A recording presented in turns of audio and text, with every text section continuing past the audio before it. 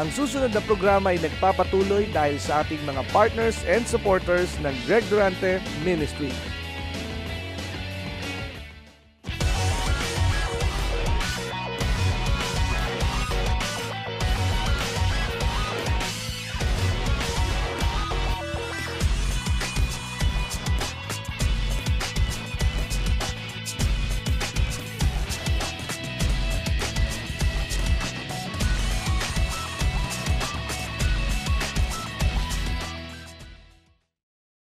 Naniniwala ka bang ikay magiging malusog hanggang sa huling saglit ng iyong buhay?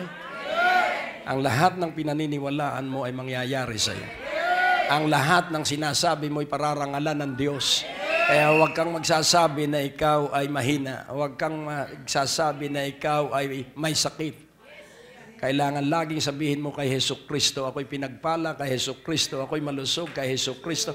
Kahit na nararamdaman mo ang mga simptomas o palatandaan ng sakit sa puso, sakit sa bulsa, basta laging ipahayag mo na ang Panginoong Jesucristo ay nasa aking panig. At yun po ang katotohanan, God is on our side and He will never abandon us. Yan po'y pagtibayin natin sa ating sistema ng buhay. At laging tandaan mo po, it is how you sell yourself, and selling yourself is through right communication. Kaya hilingin natin sa Diyos na tayo ay pigilan ang pagkamagagalitin. Sabihin mo, Diyos ko, pigilan mo nga po ang pagkamagagalitin sa aking buhay. Ang pagkabugnutin. Dahil yun ang nag-a-abort, yun yung sumisira doon sa sanay nakatakda ng pagpapala mo. Yung pag-aalinlangan, yung doubting, yun po ay talagang pumipigil doon sa dapat ay matanggap mo na. Kaya kailangan na ikaw ay nakahanda na sapagkat sa Diyos, hindi po problema ang malaking pagpapala. Ang problema po sa tao kung kaya niyan dalhin yung malaking pagpapala. Sapagkat maliit pa lang, hindi mo na makita sa gawain. Ay paano na kung malaki? Baka nandun na siya sa magagandang beach resort at mawawalan na siya ng alab sa Diyos. A person who loves pleasure is soft. And a person who loves money is hard. Yung mga taong laging ang iniisip ay pera, ang sabi ng daigdig ay mukhang pera.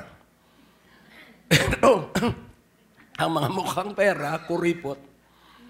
Hello?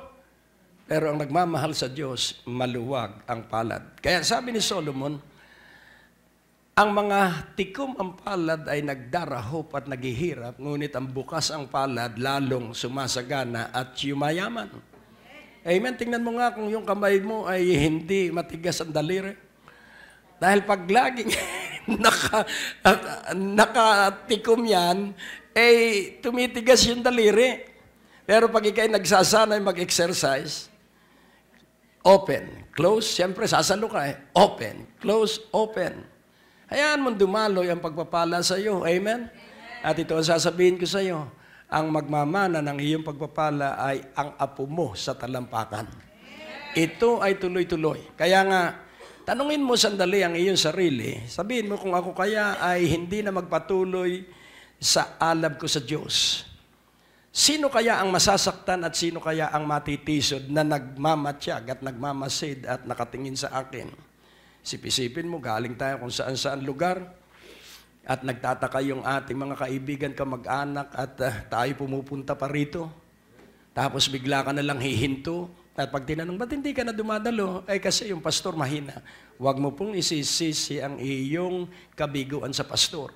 Dahil ang pagtatagumpay ay personal na desisyon at ang kabiguan, kahit hindi magdesisyon ng tao, mabibigo siya. Lagi pong tayo ang may kasalanan. Hindi po ibang tao, sapagkat hindi ibang tao ang magpapatnubay ng iyong buhay. Huwag na huwag mong iaasa ang iyong kinabukasan sa payo ng tao. It is only the counsel of God that matter most. Kaya magsanay ka na Diyos ang laging hinihingan ng karunungan. Because the wisdom from above is first clean and peaceable. Malinis po lagi ang karunungan galing sa langit at ito po ay mapayapa. At ang palatandaan na nasa tama kang landas, ikay laging may kapayapaan kahit malaki ang iyong bayaran. Because deep inside, you are sure na ang Diyos ay magpapala sa iyo sa takdang oras. At ikaw ay aalisin sa anumang suliraning iyong kinalalagyan sapagkat bawat suliran at pagsubok ay meron lamang, it's seasonal. Meron lamang po yung haba ng araw.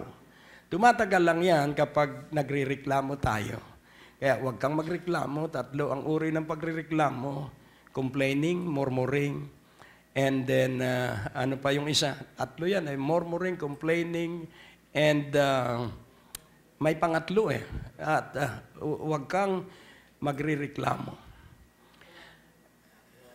Grumbling, ayon. Grumbling, murmuring, complaining. Pwedeng complaining, madalas tayo ay complainer. Kumakain na.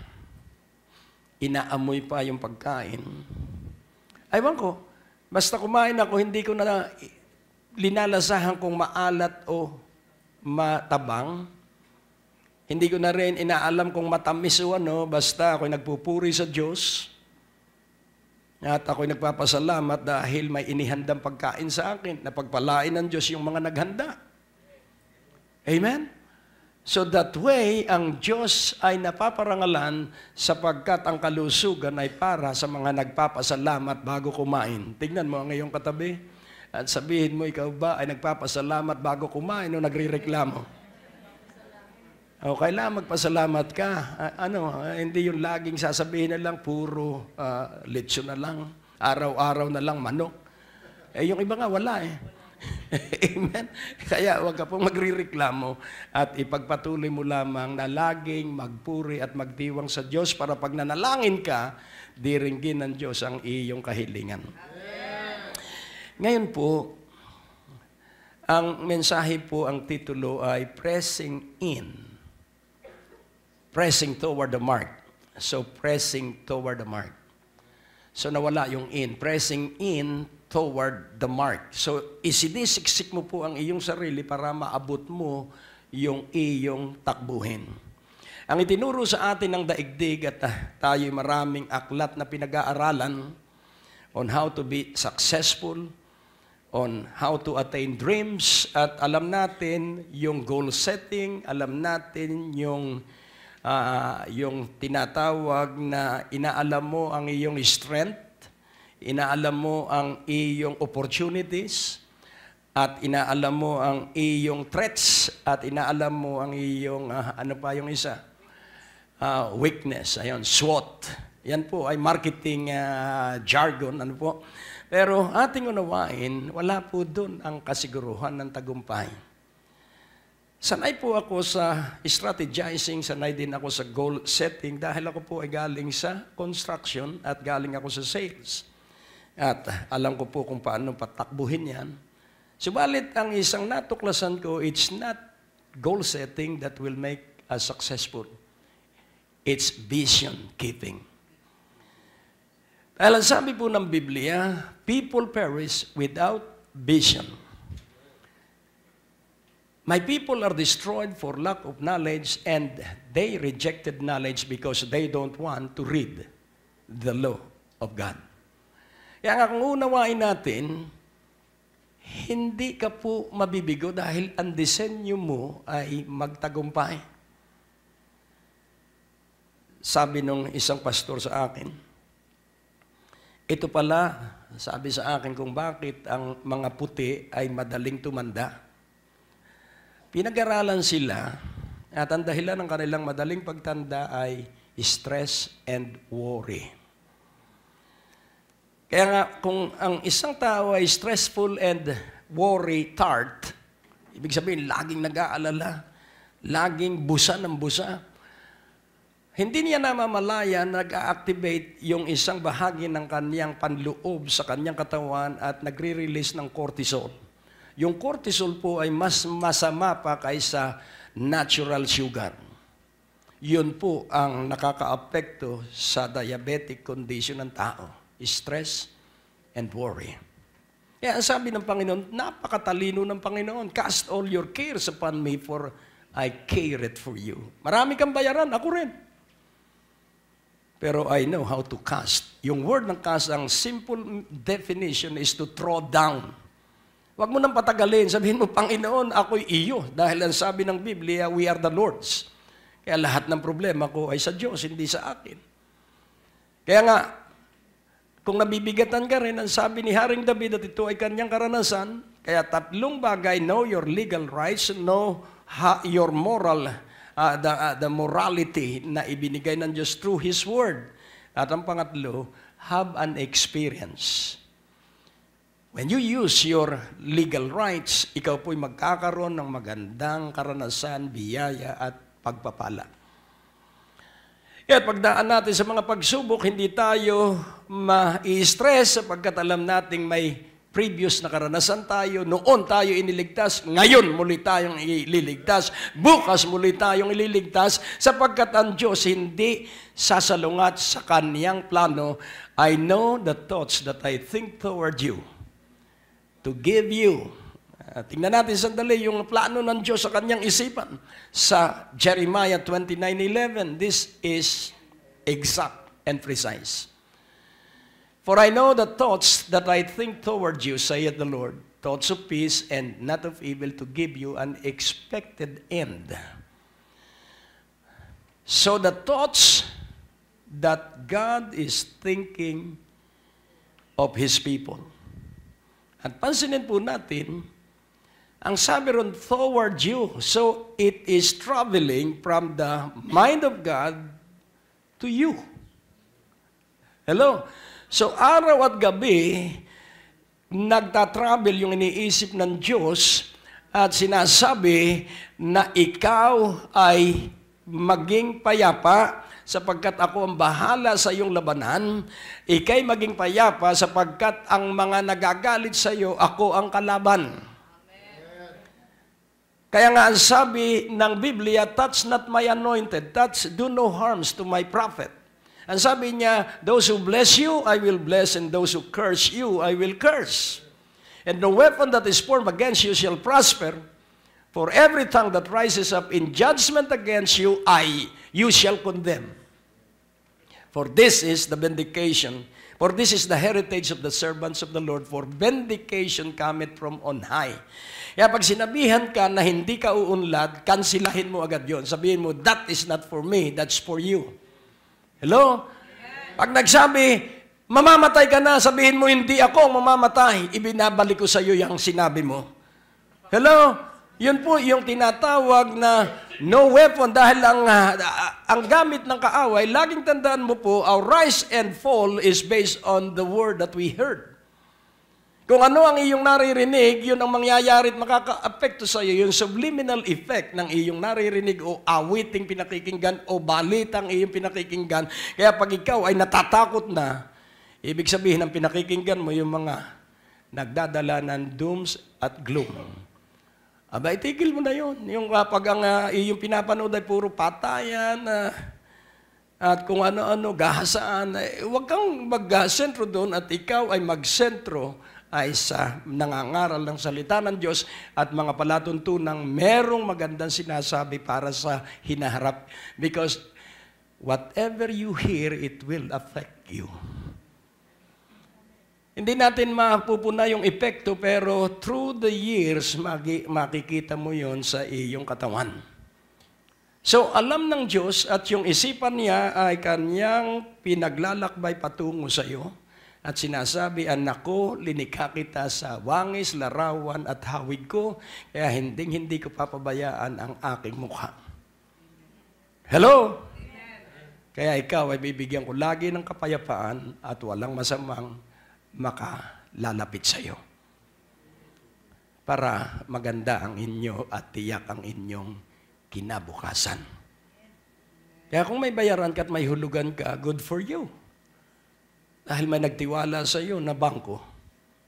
Kaya, pinagtiwalaan ka, huwag kang matatakot. Tutustusan ka ng Diyos, ng hanap buhay. Tutustusan ka ng Diyos ng mga tao.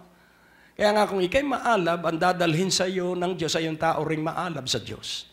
Kung ikaw ay madasalin, ang dadalhin sa iyo ng Diyos ay yung taong madasalin din. Kaya nga, siguraduhin mo na ikaw ay laging nakalulugod sa Diyos, laging nagpupuri, laging nagpapasalamat, sapagkat yun po ang gustong makita at marinig sa atin ng Diyos. We have to look, we have to hear, and we have to stand. Look, hear, and stand. Use your eyes in looking, and use your ears in listening.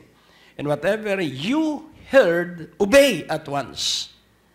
Do not postpone it for another day.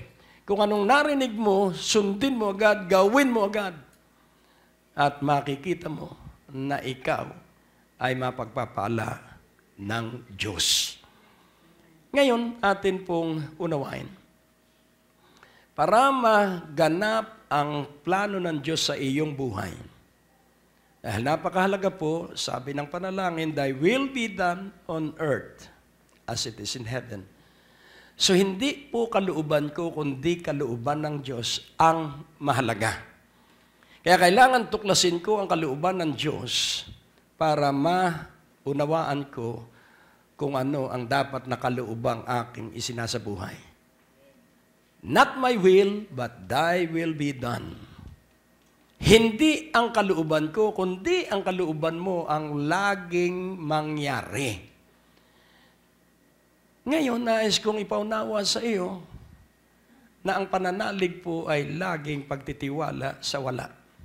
Faith is believing on nothing. Tingnan mo ang iyong katabi. Faith is seeing the invisible.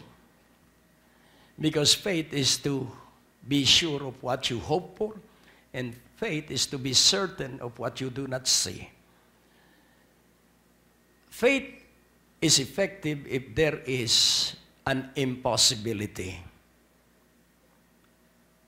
Faith is possible when there is no sign of success. Dahil ang pananalig po ay tumatrabaho lamang sa mga bagay na hindi mo kayang gawin. If you can do it, if you can think of it, it's you, it's not God. Dahil kaya mo.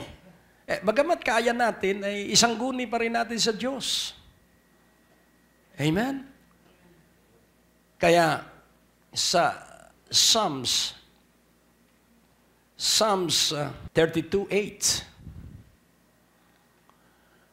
I will instruct thee and teach thee in the way which thou shalt go. I will guide thee with mine eye. So it's the vision. For the fulfillment of the vision, we have to fellowship with God, commune with God, and spend conversation with God. So fellowship, conversation, and communion. Because in our isolation from our loved ones, from any person, me and God, you and God, dun po ikaw makakarinig. At hiigtan mo pa si Bill Gates pag sinunod mo ang kanyang instruction. Hello? So, I will instruct thee and teach thee. So, ang iyong promosyon at ang iyong kaunlaran ay walang katulad. Sapagkat kung katulad lang ng pangkaraniwan tao, paano silang hahanga sa Diyos mo? Kailangang iba ang iyong pagpapala. Sabihin mo sa iyong katabi, kandidato ka na sa bagong pagpapala. So, napakalinaw po, I will instruct thee and teach thee in the way which thou shalt go. So, meron pong tamang daan kung saan ka lalakad. Colon, I will guide thee with mine eye. Kapag sumunod ka, babantayan ka ng mata ng Diyos. At napakagandang laging balik-balik ala-ala na nakatingin sa iyo ang Diyos. At paano naman hindi mangyayari ito? Ang pangalan mo ay iniukit, hindi iginuhit, hindi isinulat, iniukit, nasaktan ng Diyos nang iukit niya ang pangalan mo. Naniniwala ka bang lahat ng tao yung namatay na at buhay pa ngayon at yung darating na panahong mga tao ay kasya sa palad ng Diyos? Amen. Ang laki ng palad ng Diyos. At doon lamang may kapanatagan. Yan ang sabi ng mga awit, sa pagdaan ko sa panganib, iyong pinalalapad ang aking tuntungan. When I passes through tests and trials and trouble and crisis, you enlarge my ground. You enlarge my place. You enlarge my ground. Kaya nga, ang gagawin po natin pag ikaw ay nasa imposibleng katayuan, tandaan mo, pag tulog ka na, wala nang may alam kung buhay ka pa o patay ka na. Naniniwala ka po ba? Kaya ang makatutulong lang sa atin ay Diyos. At kung ito ay iyong paniniwalaan, pag sinamahan ka ng Diyos, mararapture ka. And Enoch walked with God and he was translated into heaven. Amen po ba? At ang sabi ni Elijah, bantayan mo lang ako at pag ako ay dinagit ng karwahing apoy, double portion of the anointing you will receive from God. Kaya nga kung uunawain mo pong mabuti, ang ating tagumpay ay wala po sa paaralan, wala po sa negosyo. Ang ating tagumpay ay magbubuhat tayo sa Diyos at ang lahat ng tustos natin ay galing sa Diyos. The Lord is my shepherd and I shall not want, for surely goodness and loving kindness themselves shall pursue me all the rest of my life. It's all the Word. Amen po ba? Kaya nga unawain mong mabuti, mula nung matutunan ko na ganito pala ang buhay, mabuhay lagi sa salita ng Diyos. At sigurado ang iyong buhay. Kaya nga, kung titingnan po natin sa Philippians 3, verse 10, ito na po yung final thrust ng ating mensahe. At ang ating title, Pressing In Toward the Mark. Kaya kailangan, meron kang tinitingnan sa harapan. At huwag kang titingin sa kanan, huwag kang titingin sa kaliwa, at huwag kang titingin sa itaas, huwag magiging malikot ang iyong mata. Kailangan nakatuon ka ay sa harapan mo. Hello? So aim at the mark. Minsan, nagulat ang isang pastor dahil doon sa isang rancho na napadaan siya. Merong mga bullseye. Ilang bullseye yun. Ibig sabihin, nagpa-practice siya sa pagbaril. At lahat ng bullseyes, lahat ng bala, ay nasa sentro ng bullseye. Ang sabi niya, grabe itong bumabaril na ito. Walang sablay eh. Pag bumaril siya, bang! Bullseye. Yung isa, bang! Bullseyes. Bang! Bullseyes. At siya ay galak na galak at ang sabi niya, ano po ang sikreto mo? Bakit po laging bullseye ka? Simple lang yan, huwag kang masyadong magulat. At gumawa siya ng isang bullseye. Pero binaril muna niya yung lugar bago niya inilagay yung bullseye. So hindi pala talaga siya marksman. Kaya nga po, iyong laging unawain na kailangan ang iyong paglapit ay sa Diyos, hindi sa tao. May isang kwento sa isang malayong bayan, malayong lalawigan, at merong isang maliit na simbahan doon at ang mga tao ay nangungumpisal. At ganito ang kanilang kumpisal. Nagtataka yung confessor dahil lahat na lamang ng kasalanan ay pangangalun niya. Sabi niya, pagod na ako. Araw-araw ang naririnig ko, iba't ibang tao, iisa ang kasalanan. Pangangalun niya. Yan sabi niya, mga miyembro ko, ako'y sawang-sawa na sa inyong kumpisal. Pwede bang baguhin ninyo? Hindi na pangangalun niya, sabihin mo, nahulog ako sa tulay. So, hindi masakit sa kanyang pandinig. At ganun nga nangyari hanggang sa magtapos siya ng kaniyang misyon dun sa parokya at pinalitan siya ng bagong pari. At Hindi naman ikinuwento nitong umalis na pare na ganun ang problema dun sa parokyang yun. At sa tuwing siya dirinig ng kumpisal, ang sabi ng mga confessor, patawarin po sana ako ng Diyos dahil ako'y nahulog sa tulay. Hindi nga niya alam ang ibig sabihin ng nahulog sa tulay. At siya'y banas na banas dahil yun ang laging naririnig niyang ikinukumpisal. Hanggang magkaroon ng piging sa kasama ang alkalde. At ang sabi niya, aywan ko ba sa inyong lahat? Bakit lahat na lamang ay nahulog sa tulay at nagtawanan ng lahat? Pati na ang alkalde. At ang sabi ng pare, aba Mayor, ba't ka tumatawa rin? Ikaw ang may pananagutan dahil mga sira pala ang tulay dito at lalo silang nagtawanan. Mayor, huwag kang tumawa dahil asawa mo nahulog din sa tulay. kaya nga po, nais kong inyong maunawaan na sa Diyos tayo lagi lalapit. Amen? At sa Diyos tayo mangungumpisal. Amen?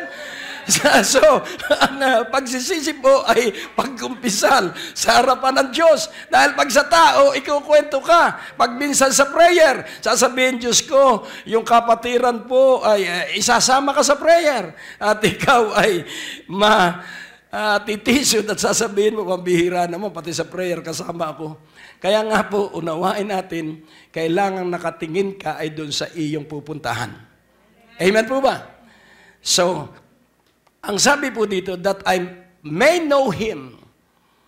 So, wala pong gagawin tayo sa ibabaw ng lupa, kundi una, kilalanin mo si Jesucristo. Hello? Amen. That I may know Him. So, ano ang halaga na makilala natin ang Panginoon? Yung word na know ay hindi passive. Yung word na know ay hindi isang soft word sapagkat yung word na know, you have to know God experientially, you have to know God intimately, you have to know God intelligently, you have to know God. Kung gaano ang revelasyon na ibibigay sa iyo ng Diyos. Because it is only those who know their God that shall do exploits. It is only those who truly know God that will change His world or her world. Kaya sabi ni Apostol Pablo, that I may know Him, Jesus, and that I may know the power of His resurrection, and that I may know the fellowship of His sufferings, being made conformable unto His death. So, laging tatandaan po natin, ang sum total po ng kabuuan ng ating buhay ay sa Jesucristo lamang. Amen po ba?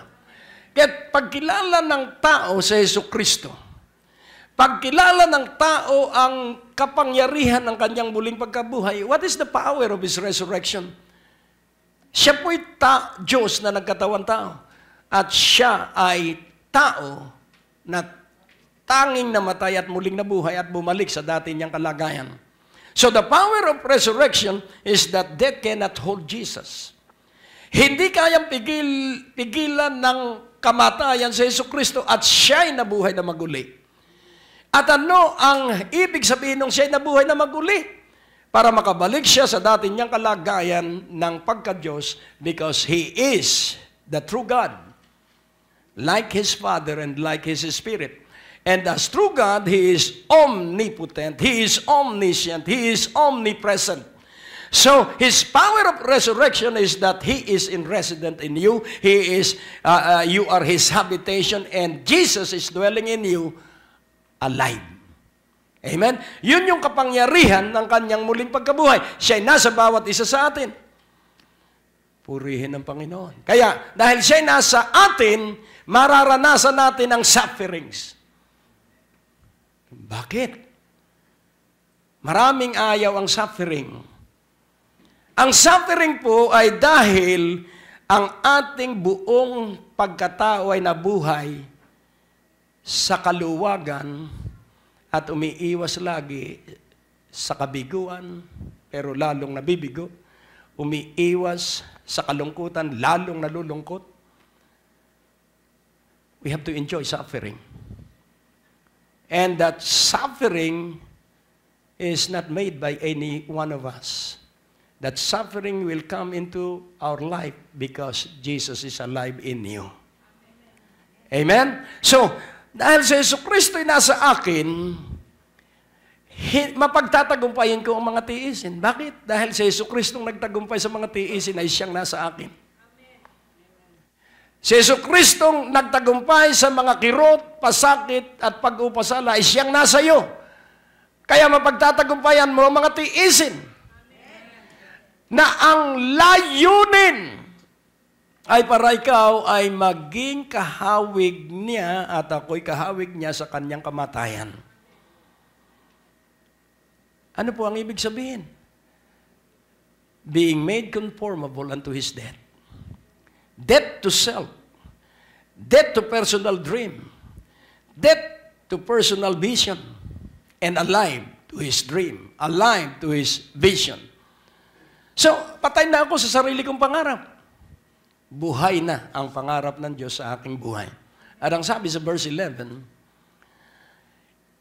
if by any means I might attain unto the resurrection of the dead. So, what is the purpose of His desire in verse 10? To know Him, to know the power of His resurrection, and to know the fellowship of His suffering, that I may attain unto the resurrection of the dead. Ano po kaya ang ibig sabihin nun? Para kapag ako'y namatay, katawan lamang ang patay sa akin at ang espiritu at kaluluwa ko ay aakyat sa piling ng Diyos at titira sa mga mansyon na inihanda ng Panginoon. I have prepared a place for you. In my Father's house are many mansions. If it were not so, I should have told you. Meron ka pong mansyon doon sa bahay ng Ama ng Panginoong Hesukristo. Kaya, dahil may mansyon, hindi pwedeng tumira doon ng patay. Kaya pag namatay ang katawang lupa ko, diretso ako doon sa aking mansyon.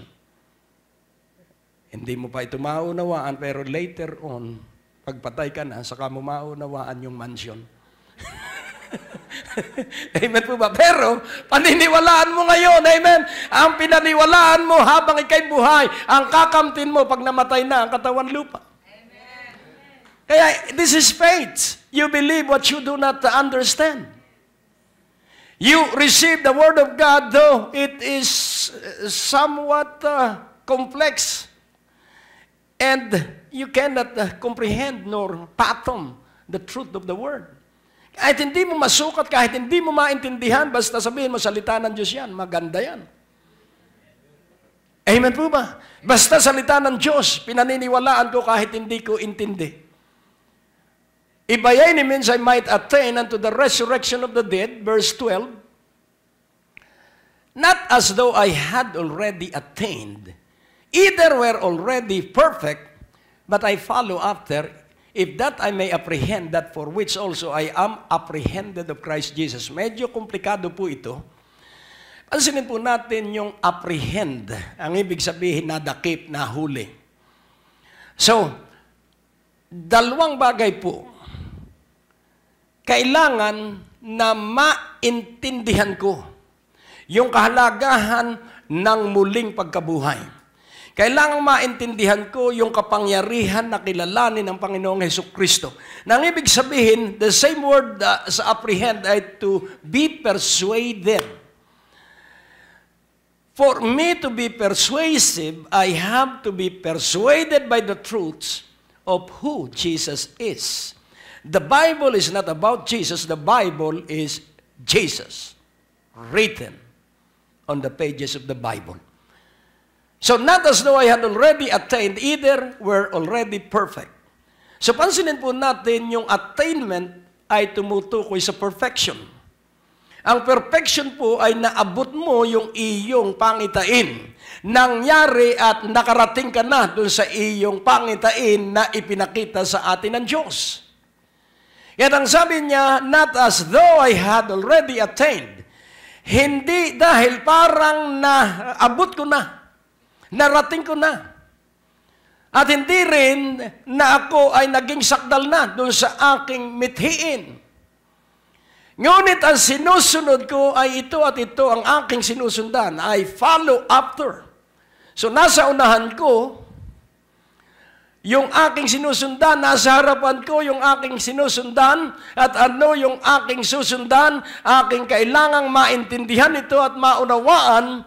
At maunawaan ko ito kapag kinilala ko sa Jesucristo na siyang nakakaunawa sa akin. Hallelujah. At pag nagkatagpo ang unawa ng Panginoong Jesucristo at ng unawa mo, alam ni Jesucristong ako'y mahina. Alam ni Jesucristong ako ay walang kakayahan. Alam ni Jesucristo na ako ay laging limitado. At para malampasan ko yung limitation ko, para malampasan ko yung kahinaan ko, para malampasan ko yung kadukhaan dahil sa kamangmangan, kailangang aminin ko. So it is self-admission that I am weak. It is self-admission that I am limited. It is self-admission that I cannot do anything. So I am giving a free access to Jesus Christ. Do your bidding. Do your will.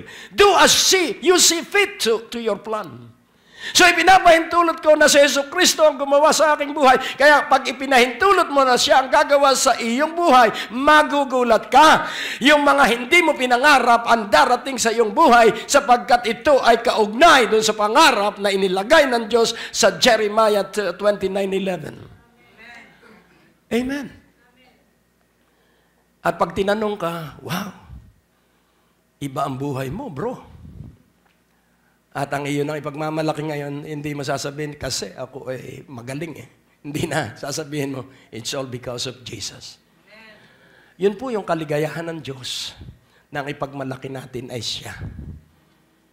Hello. Eh pag tinanong ako, bakit parang bata ka sa edad mo? Parang 64 and 11 months ka lang. So, at ang sabi sa verse 13, brethren, I count not myself to have apprehended. Ibig sabihin, hindi ko pa maintindihan, hindi ko pa maunawaan, hindi ko pa madakip, hindi ko pa mahuli. But this one thing I do, forgetting those things which are behind, and reaching forth unto those things which are before. So kaya hindi ko maintindihan dahil lagi akong nakalingon sa aking kabiguan noon. Lagi akong nakatuon doon sa mga taong nagpasama ng aking loob, doon sa mga taong naging sanhi ng aking kabiguan. So hindi pwede ang lingon ng lingon. Dahil ang lingon ng lingon, huwag mong paniniwalaan. Ang sabi, ang hindi lumilingon sa pinanggalingan, ano ang sabi? Hindi makararating sa paruroonan. Ang sabi rito, ang lingon ng lingon, hindi makakarating sa paruroonan. Kaya huwag ka nang lumingon sa iyong pinanggalingan. Gusto mo bang bumalik sa dati na nakakabayo tayo lahat? Palagay ko, hindi mo naibig yun. At ang ating telepono, overseas call ay sa RCA. At ako pupunta pa sa my post office para tawagan ko ang aking girlfriend. At maghihintay ako dahil busy online. Ngayon, mag-Skype ka lang at saka may, ano yung tawag sa FaceTime. At pag nagkamali ka pa ng pronounce, FaceTime. At pag lalong FaceTime, kalay oras ng isda, oras. Hindi po, ibig sabihin, mukha ang mag-uusap kayo ng mahal mo sa buhay in an instant. So gusto mo ng dating buhay? Kaya kalimutan mo na yon dahil walang pag-asa ang nakaraan. Amen. Walang pag-asa ang nakaraan. Ang pag-asa ay nasa kasalukuyan dahil nakatingin kay sa hinaharap at malayang magagawa ng Diyos yung kanyang pangarap sa iyo. Malayang magagawa ng Diyos yung plano niya sa iyo. Amen. Forgetting those things which are behind and reaching forth. Reaching. Hallelujah. Laging tandaan mo, ang buhay po natin ay hindi 100-meter dash. Ang atin pong buhay ay marathon. Ang marathoner ay matatalino. Hindi sila binubuhos agad yung kanilang lakas. Ang huling hangin The last air ay pag malapit na sa final lap at malapit na sa finish line. Naalala ko ang isang African at nakatutok lahat sa kanya na ang camera at naabot niya ang finish line dahil pag nasa finish line, ginaganon lang ang dibdib para makuha ng litrato. At ang sabi niya, hanga ako sa iyo, sabi nung isang reporter na nag-interview sa kanya. Bakit? Tinapos mo pa? Kahuli-hulihan ka naman, kapututan ka, ba't tinapos mo pa? Ang sabi niya, sir, my government did not send me here to quit. I was sent from several thousand miles to finish. And nais ko pong ipaunawa sa inyo, ikaw ay nasa ibabaw ng lupa upang tapusin mo ang iyong takbuhin. Amen? At ano ang ating pinupuntirya? That we shall be like Jesus. Sa Romans 8:29, this is our mark. This is the purpose of our life. For whom He did foreknow, He also did predestinate to be conformed to the image of His Son, that He might be the firstborn among many brethren. So, ating pansinin, hindi pa nag-iibigan ng tatay at nanay natin, tayo po ay nakadestino na. This is not the will of God, but this is the intention of God. Hello? Sapagkat hindi po lahat ay nakaabot sa conformity sa imahin ng Panginoong Hesukristo. And what is the image of Jesus Christ? At makikita mo na siya ay masunurin. Obedience is one of the vital character of Jesus. Obedience. So, we are predestinated to be conformed to the image of His Son. Hello? Kaya kailangan ikaw ay kahawig ni Hesukristo. Tingnan mo ang iyong katabi at sabihin mo malapit na. Ibalik natin uli sa Philippians 3:12. So, naiintindihan na po ninyo na kayo ay pinagpala ng Diyos? So, sa verse 13, I count not myself to have apprehended, but this one thing, iisa, singular, but this, T-H-I-S, this one thing I do, forgetting those things which are behind. So, marami yung bagay na kanyang nilimot. Maaring hindi mo napangasawa yung iyong first love. Marami kang dapat limutin tungkol sa nakaraan. At ang sabi rito, and reaching forth unto those things which are before. So yung lahat ng energy natin ay nakatuon para tayo ay makaabot sa pagkahawig ng hustuhan ay kay Hesukristo. So it's not a position, it's not possession, but it is Jesus Christ. Amen po ba? So ang dapat nating maabot at matapos ay magitayong kahawig. Katulad at kalarawan ni Hesukristo. Paano yun? Paano yun? Ang sabi ng Panginoon, mangag-aral kayo sa akin. Learn of me, for I am meek and humble of heart. Meekness is not weakness. Meekness is strength under control. Isip-isipin mo, magpapatutuo ka sa Hesukristo lang ang buhay na pag-asa at ikay lalaitin nung taong tauhan mo sa opisina. Hello? So ngayon, pwede kang magalit. Aba, so, bisor mo ako. Kailangan tanggapin mo si Hesukristo. It will not work that way. So, meekness is this. Iyong uunawaan yung taong ayaw pang tanggapin ang iyong patutuo. Hello? So, meekness is not weakness. Meekness is strength under control. I count not myself to have apprehended, but this one thing I do, forgetting those things which are behind and reaching forth unto those things which are before. Verse 14. I press So pansinin po natin pag sinabing press, nakakita ba kayo ng tumatakbo saan ito, sa yung may baton? Talagang, at saka yung merong tinatawag na linulundag. So, pansinin natin, wala siyang pakialam kung ano man yung tagal. Ang kanyang buong pagkatao at lakas ay nakatingin doon sa susunod na hawak ng kanyang baton. So, I press toward the mark for the prize of the high calling of God in Christ Jesus. So, what is the high calling? Jesus Christ. At ating pansinin, sino ang nagmamatiyag sa atin at sino ang manunood natin? Sa Hebrews 12, verse 1, ipakikita ko po sa inyo na tayo nasa paligsahan.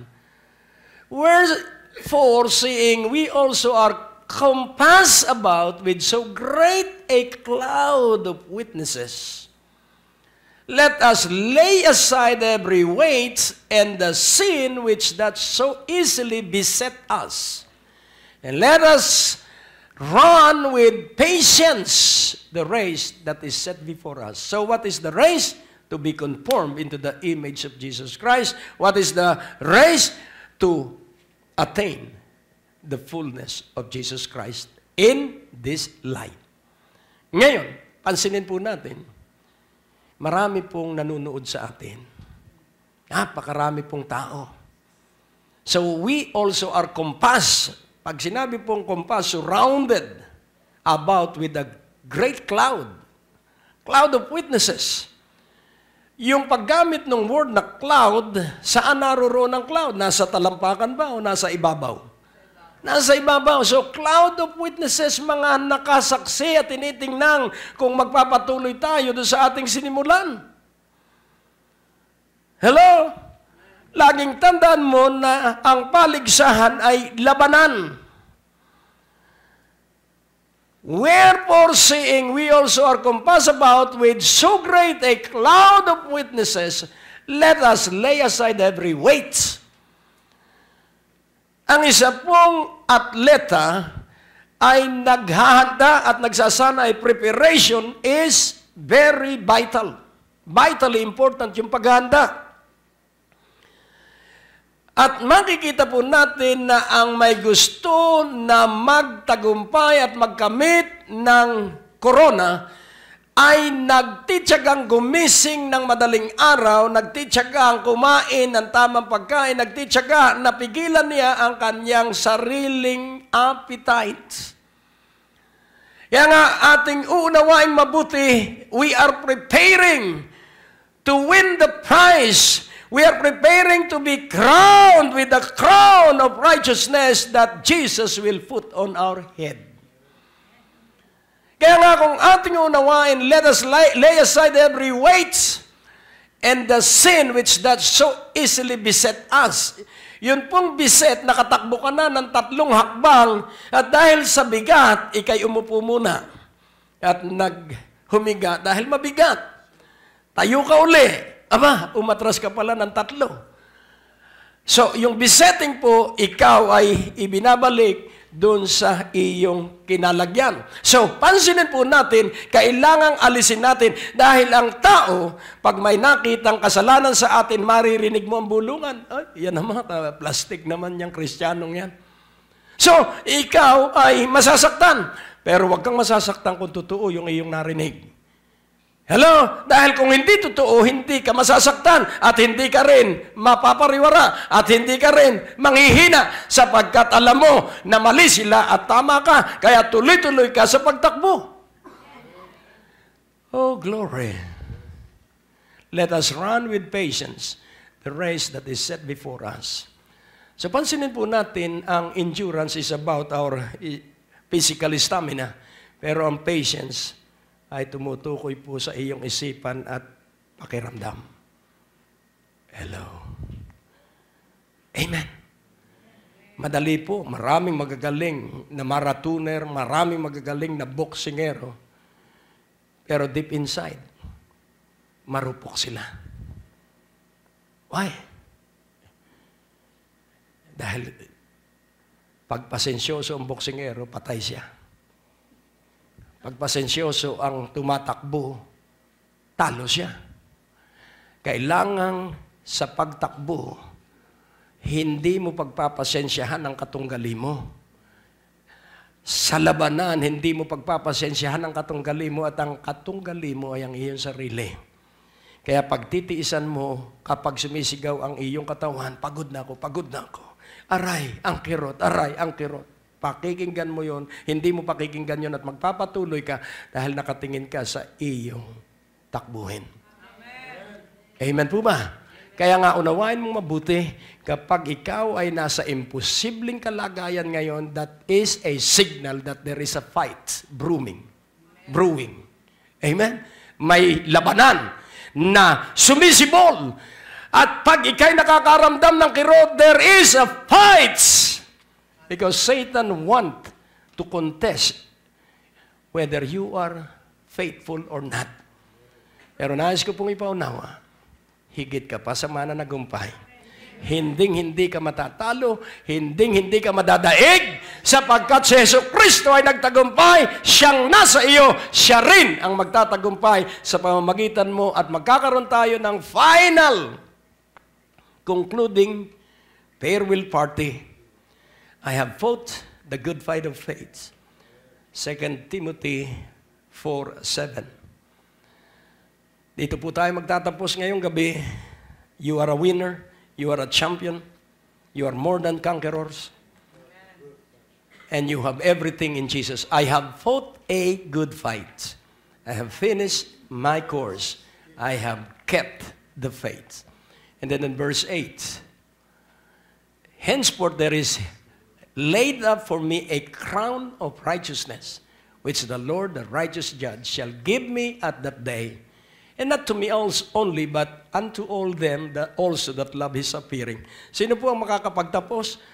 Yun laging hinihintay ang pagpapakita ng Panginoon sa ulap. Yun laging hinihintay ang pagbabalik ng Panginoon.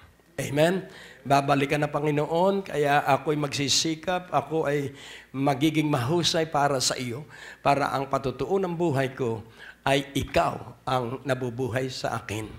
So fight your battles, and you are surely a winner.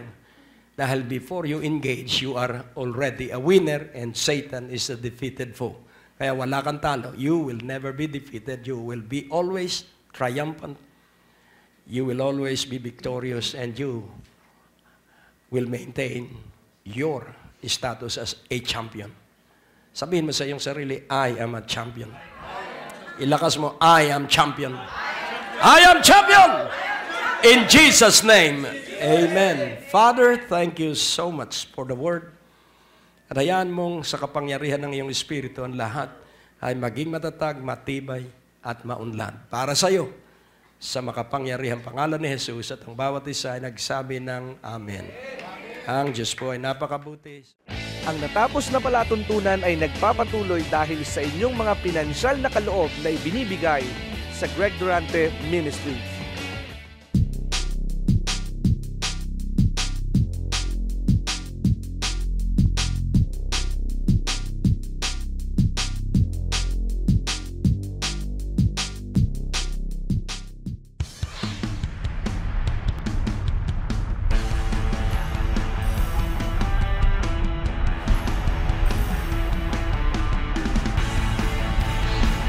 O ang aalisin mo yung takot.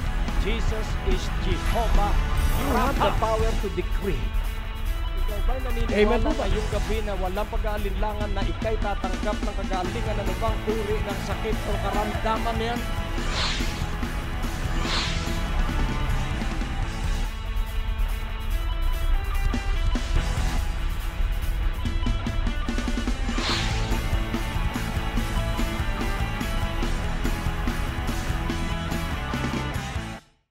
Maaari kayong sumulat sa P.O. Box 4135, Manila, Philippines.